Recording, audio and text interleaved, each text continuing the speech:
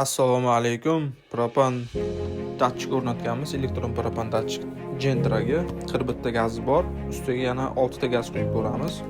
Bu datchigimiz o'rnatish $100 turadi. 1 yil garantiyasi bor. Bundan tashqari bu aniqlikda ishlaydi. Eski ko'rsatkichli datchiklarga o'xshab to'lib qolmaydi yoki 2-3 oyda buzilib unaqa bo'lmaydi.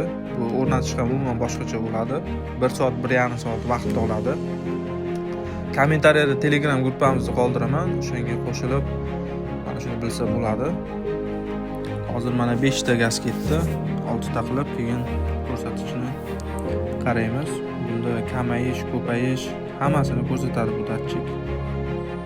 Juda qulay narsa. 6 ta 6-7 ketdi. Datchigimizda 41 ta gaz bor edi, mana 47 ta.